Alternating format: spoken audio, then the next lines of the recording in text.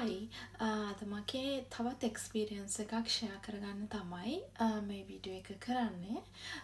ඉතින් මම SFE level D exam එක මාසයක් ඇතුළත පාඩම් කරලා කොහොමද පාස් වුනේ කියන එක තමයි මම මේකෙන් ෂෙයා කරන්න හදන්නේ.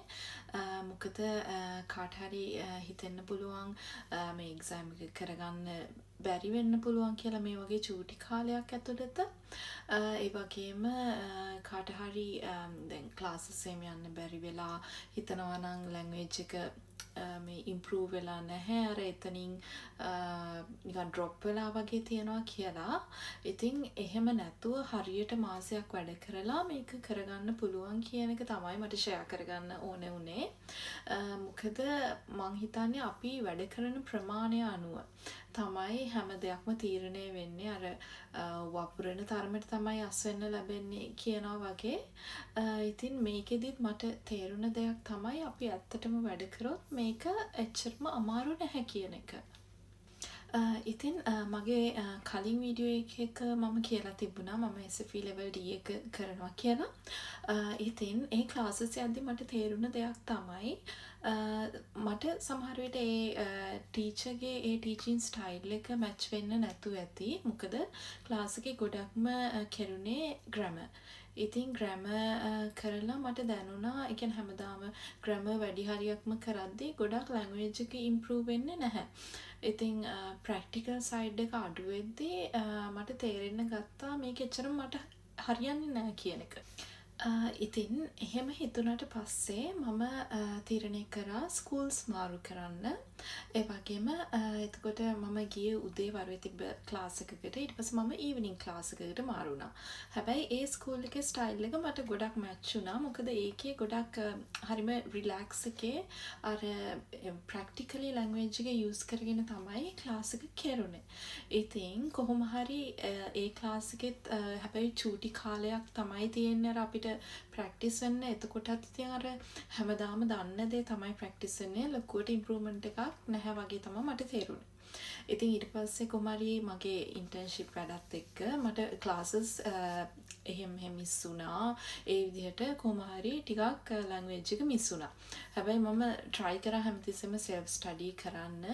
ඊට පස්සේ ටික කාලයක් ගියාට පස්සේ මට හිතුණා දැන් මම මෙහෙම ක්ලාස් දිගටම යන්නේක තේරුමක් නැහැ. මම මීට වැඩිය ලැන්ග්වේජ් එක ඉම්ප්‍රූව් කරගන්න ඕනේ. ඒ වගේම මේ එක්සෑම් එක කරන්නත් ඕනේ කියලා.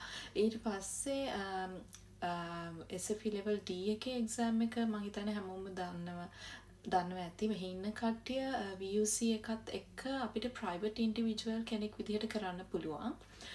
ඉතින් ඒකට අපි සල්ලි ගෙවලා තමයි එක්සෑම් එකට රෙජිස්ටර් වෙලා කරන්න ඕනේ. එතකොටත් ස්කූල් එකෙන් වගේම එක්සෑම් එක කරනවා. ඒ වගේම ස්කූල් එකෙන් අර කරන මේ ප්‍රූව්නින් එකත් VUC එකෙන් කරන්නේ. ඉතින් මොකද මේ SFE D එක කොහොමත් VUC එකෙන් එක්සෑම් එක කරන්නේ. ඉතින් එතකොට ස්කූල් එකට දෙන ප්‍රූව්නින් එකත් VUC එකෙන් අපිට දෙන ප්‍රූව්නින් එකත් මම හිතන්නේ එකම වුණා.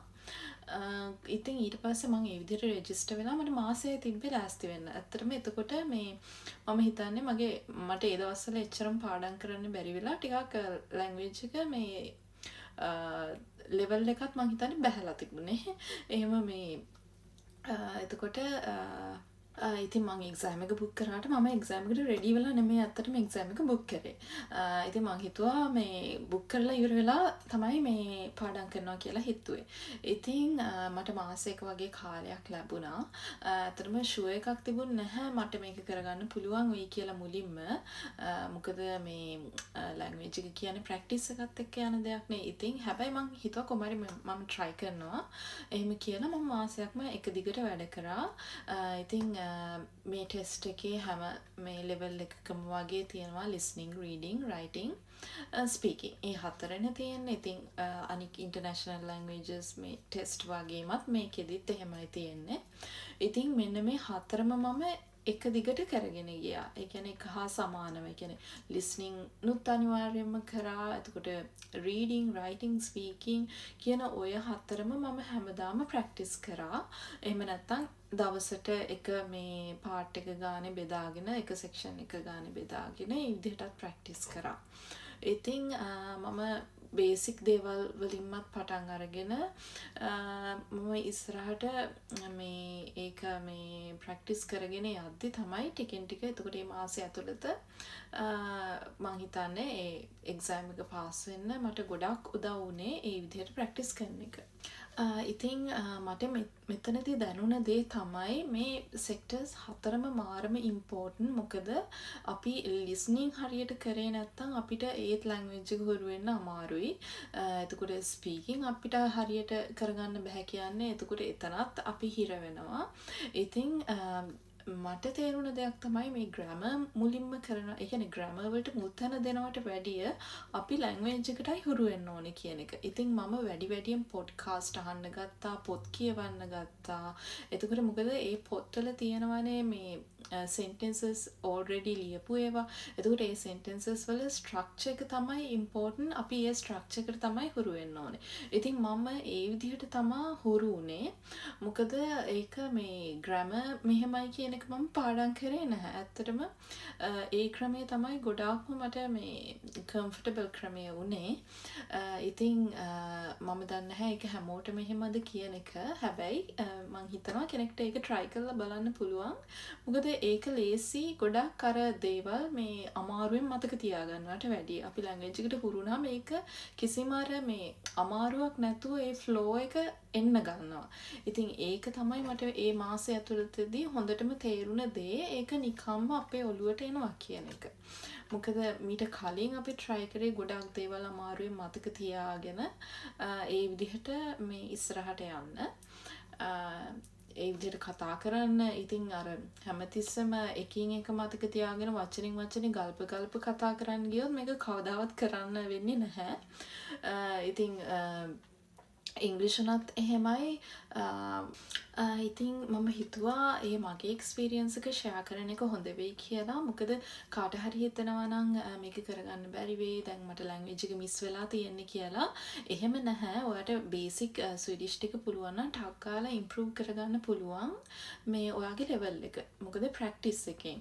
ඉතින් බේසික් දේවලුත් හොඳට දැනගෙන ඉන්න එක ගොඩක් ඉම්පෝර්ටන්ට් වෙනවා. ඒ වගේම මේ ක්ලාසස් යන එකත් important B level C level එකේදී.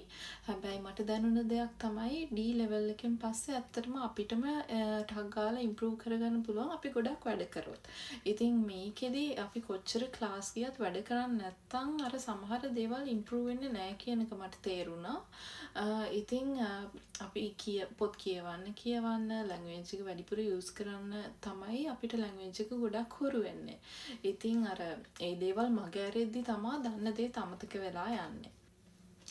ඉතින් ඒ ප්‍රැක්ටිස් එක ආයෙ නතර වුණ ගමන් ආයෙමත් අපිට ඒ තියෙන හොරුව නැති වෙලා යනවා.